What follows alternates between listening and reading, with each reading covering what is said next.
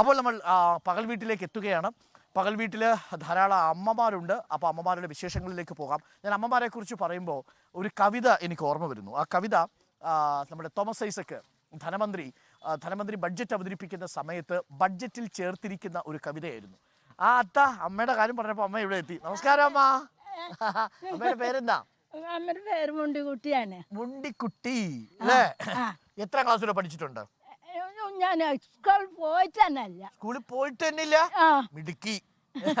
അങ്ങനെയല്ല കേട്ടോ. പക്ഷെ സ്കൂളിൽ പോയിട്ടില്ലെങ്കിലും ഒരുപാട് കാര്യങ്ങളൊക്കെ പഠിച്ചിട്ടുള്ള ആളാണ് അമ്മ അല്ലേ? എത്ര വയസ്സായി കാണും?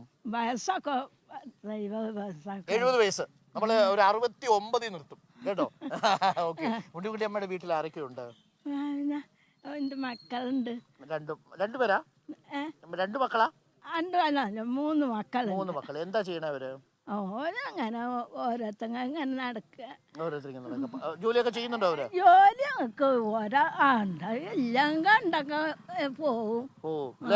ഓക്കെ. ജീവിതം എങ്ങനെ? സന്തോഷാണോ? കുഴപ്പമില്ല. ഇവിടെ വരും ഇടയ്ക്ക്? എല്ലാ ദിവസവും വരുമോ പകൽ വീട്ടില്? വരും. എല്ലാ ദിവസവും വരും. എത്ര മണിക്ക് വരും പകൽ വീട്ടില്? പകൽ വീട്ടില് അങ്ങനത്തെ കണക്കില്ല. ഞാനൊരു 9 മണിയാകുമ്പത്തിന് എത്തും. അത്ര. എത്ര മണിക്ക് തിരിച്ചു പോകും?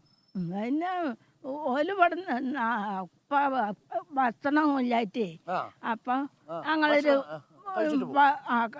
ഇവിടെ ഒന്നും ഇല്ല. അപ്പൊ ഞങ്ങൾ അങ്ങോട്ടാണ് പോവും വീട്ടിലേക്ക്. അപ്പൊ വന്നിരിക്കുമ്പോ എല്ലാവരുമായിട്ട് വർത്തമാനമൊക്കെ പറയുമ്പോ സന്തോഷമാണ്. കൂട്ടുകാരുണ്ട് സ്ഥിരം. കൂട്ടുകാരികളൊക്കെ ഒന്ന് കണ്ടാലോ? അപ്പൊ നമുക്ക് കൂട്ടുകാരികളെ കാണാൻ പോകും. മുണ്ടിക്കുട്ടി അമ്മയ്ക്കൊപ്പം മുണ്ടിക്കുട്ടി അമ്മയുടെ കൂട്ടുകാരികളെ കാണാൻ വേണ്ടിയാണ് നമ്മൾ പോകുന്നത്. അമ്മയെ കുറിച്ച് നമ്മൾ പറഞ്ഞപ്പോൾ, കവിതയെ കുറിച്ച് പറഞ്ഞപ്പോഴാണ് അമ്മ നമ്മുടെ മുമ്പിൽ വന്നത്. കെമിസ്ട്രി സാറ് പറഞ്ഞ ഒരു കവിതയെ കുറിച്ചാണ്. അതായത് ചേർപ്പളശ്ശേരിയിലെ ഉപജില്ലാ കലോത്സവത്തിന് NP സ്നേഹ എന്ന കുട്ടി എഴുതിയ ഒരു കവിത തോമസ് ഐസക് ബഡ്ജറ്റിന്റെ ആമുഖത്തിൽ പറഞ്ഞിരുന്നു. ആ കവിത ഇന്നത്തെ ദിവസം എല്ലാ അമ്മമാർക്കുമായി ഒരിക്കൽ കൂടി ഞാനൊന്ന് ഓർമ്മിപ്പിക്കുന്നു. ആ കവിത ഇങ്ങനെയാണ്. കെമിസ്ട്രി സാറാണ് പറഞ്ഞത് അടുക്കള ഒരു ലാബാണ് എന്ന്.